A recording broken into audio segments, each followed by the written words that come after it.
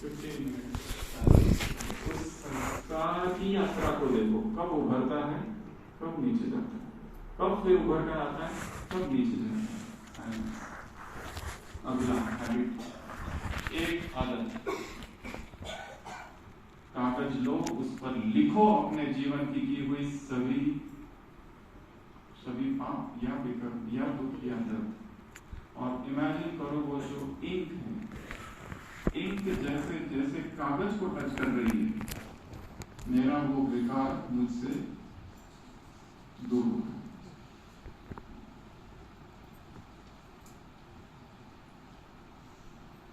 शब्दों में ऊर्जा होती है, और जब हम लिखते हैं तो वो इमोशन उस लिखत के साथ हमसे विदा होता है। उठो, कब तक है अभी आप लोग यहाँ? और कितना दिन है मधु? 2 दिन 3 दिन? बस कल 2 दिन। अमृत वेले समय 2 और 3:30 के बीच, यही एकमात्र प्रोडक्टिव टाइम है। ये जो 3 घंटा है 2 से 5 का, जो करना है बस यही करना है। दिन भर नहीं होता है कुछ, ना संकल्प करो तो पूरे होते हैं, कुछ भी नहीं होता। जो करना है ये समय करना है। This is the only productive time. चिंतन करना है, मनन करना है, रूढ़ियान करना है, बाप से बातें करनी है, स्वर से बातें करनी है, कुछ लिखना है, अव्यक्त मुरली पढ़ना है, साकार मुरली पढ़ना है, जो कुछ करना है, this is the most important period. ये 3 घंटे 21 घंटों की आधारशिला है। 21 घंटों की दिनचर्या की जो इमारत है वो इन 3 घंटों पर बनाई। जो उठते ही 4 बजे 3:30, कैसे करेंगे, क्या करेंगे? सवार में कोई आधा घंटा तो लग जाता है शॉल इधर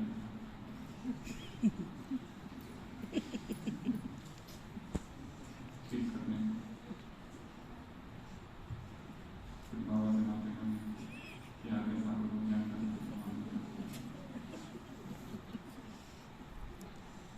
आत्मा इसको सकाश, इसको सकाश, बेटे का इंटरव्यू में पास हो जाए उसको सकाश, उठने का दर्द ठीक हो जाएगा उसको सकाश, उसको सकाश।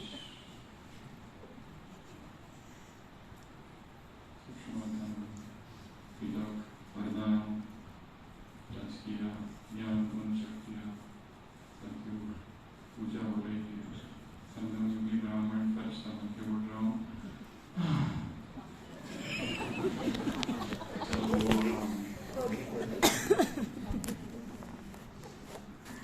क्या जागर मगर आ जाओ इधर परमात्मा शरण की बाहों में, ऐसा कौन कहता है अमृत वेले के बाद? बिस्तर छोड़ो सब, बहुत हो गया, कल देखेंगे। मुरली चालू होने को टाइम, बीत चली दुख भरी रात, स्वर्णिम प्रभात में लाया, कौन कहता है? हटाओ ये सब। अच्छी बारिश, ठंडी ठंडी हवा, और अमृत वेले के बाद कैसे अच्छी नींद आ जाती है। अमृत वेले के बाद की नींद अर्थात विश,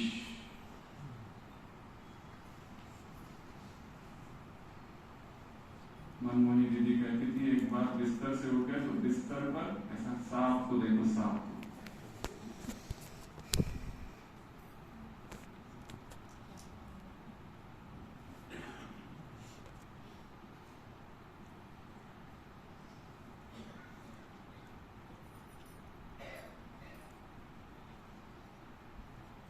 आत्मा सुख सुविधाओं से नहीं, तपस्या से शक्तिशाली होती है।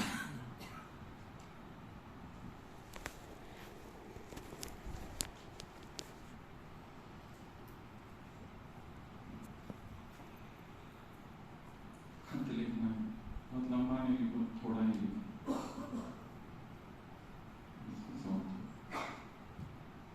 खत लिखने के बाद से देखो एक अदृश्य हाथ वहां से निकल रहा है, बाबा का गोल्डन हैंड, और वो खत ले रहा है। और उसका जो प्रकाश है उसमें वो खत विलीन हो गया। Imagination, visualisation. गोल्डन हैंड उस ट्रांसलाइट से निकल रहा है और उसको हम सौंप दें। वो हर चीज उसको सौंप दो, वो हर चीज उसको बता दो, वो हर पाप, वो गलती, वो बेकर, वो गफलत जो आज तक इस ब्राह्मण जीवन में हमने सबसे छिपा के रखा है। मधुबन में आए हो, चैतन्य तपस्या भूमि में आए हो, चैतन्य म्यूजियम में आए हो, शीश महल में आए हो, आर पार सब कुछ वो देख रहा है। तुम्हारा उससे कुछ भी छिपा नहीं है। दुनिया वालों से छिपा सकते हो, दुनिया वालों को धोखा दे सकते हो, परंतु उसको नहीं, क्योंकि वो सब कुछ जानता है। साकार महावाक्य इन्वर्टेड कॉमा, मैं निराकार सब कुछ जानता हूँ। He that giveth the eye shall not see. He that giveth the ear shall not hear. जिसने कान दिया क्या वो नहीं सुनेगा? जिसने आंख दी क्या वो नहीं देखेगा? वो तो ड्रामा का भी रचयिता है, प्रोड्यूसर है इस ड्रामा का, डायरेक्टर है इस ड्रामा का। क्या उसे नहीं पता? उसकी दृष्टि तो त्रिकाल की दृष्टि है, आर पार तीनों कालों को वो देखता है। उसके सामने यदि कोई आत्मा खड़ी है, वो ये भी देख लेता है कि ये क्या थी सतयुग में, द्वापर में क्या क्या किया, कितने जन्म हो गए, इस जन्म में कौन से पाप, कौन से विकर्म, कौन सी चीज इसने छिपा के रखी है। और जो दिखा रहा है योगी हूँ, पावरफुल हूँ, ऐसा हूँ, वैसा हूँ, हो सकता है ऊपर से सब ढोंग और पाखंड, बीच में केवल मैं और अहंकार ही धक्का दे रहा है।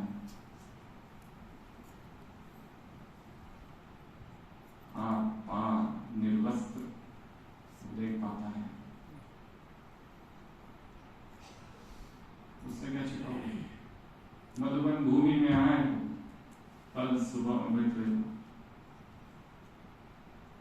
चाय कुटिया, हिस्ट्री हॉल, बाबा का कमरा, बैठकर उसको वो बात सुनानी है जिसने भारी किया है जीवन। अगला, इमेज ऑफ एंजल। अपने आप को एक फरिश्ते के रूप में देखो। ये फरिश्ता है, ये मैं हूँ। इसको ये विकार कैसे टच कर सकता है? क्या फरिश्ता दुखी होता है? क्या फरिश्ता उदास होता है, चिड़चिड़ा होता है? क्या बीमार होता है? क्या मरता है या बूढ़ा होता है? ईटिंग की दुनिया से, ड्रिंकिंग की दुनिया से, स्लीपिंग की दुनिया से, ओल्ड एज से, बीमारी से, डेथ से, चिड़चिड़ेपन से, विकार से फरिश्ता मुक्त है। मैं वो हूँ, तत्वमसि, thou art that। मैं वो हूँ, मैं वो हूँ, मैं वो। क्या फरिश्ता को मोह होता है किसी में? ये ज्यादा अच्छा है, वो ज्यादा अच्छा है, इसमें विशेषता अच्छी है, ये मुझे बहुत सहयोग देता है, ये एक्स्ट्रा सहयोग देता है, इसका गुण बहुत अच्छा है, इसका सेवा करने का तरीका बहुत अच्छा है, ये ही अच्छा है, ये ही माया है, ही की माया। एक अव्यक्त वाणी है इस पर।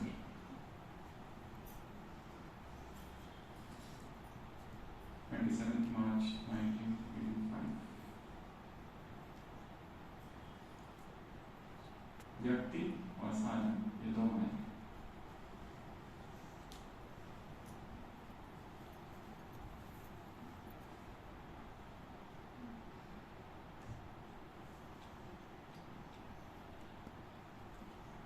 अगला, जर्नलिंग।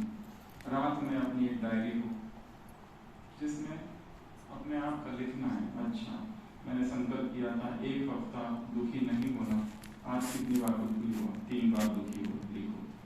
क्यों हुआ? अच्छा, इससे हुआ, बस लिख के छोड़ दो। जर्नलिंग रोज थोड़ा थोड़ा लिखना है, लिखने की आदत डालनी है। अमेरिका का प्रेसिडेंट था Benjamin Franklin, the founding president of America, not the founding president.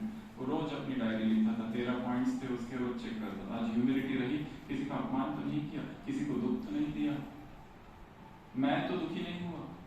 13 points, autobiography of Benjamin Franklin नाम की किताब है, उसकी खुद की लिखी हुई आत्मकथा, उसने ये सारा वर्णन किया।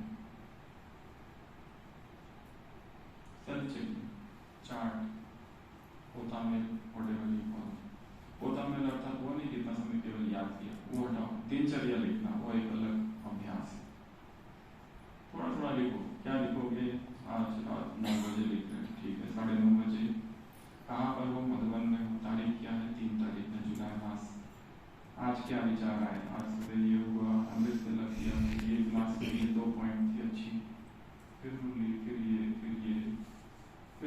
कौन से विचार आए, मधुबन में आए हैं, यहाँ सब कुछ अच्छा है, और अचानक घबराहट के विचार। एक भाई था, वो क्या अनुभव हो गया था उसको, बाबा मिलन में आए, 5 दिन दिन रात मौन किया, तपस्या की, क्लासेस सुने, और जब बाबा आए, ये तब की बात बता रहे, जब बाबा आते थे, उसको लगा पूरा वो 4 घंटा उसके हाथ में वो AK-47 राइफल है, और जितने लोग डायमंड हॉल में सबको मार रहा है। अब ये विचार अचानक आ गया, कहां से आया पता नहीं, पर वो विचार ऐसा पकड़ लिया कि उसने छोड़ा ही नहीं इस विचार में। जब तक बाबा जब गए तब ये विचार गया।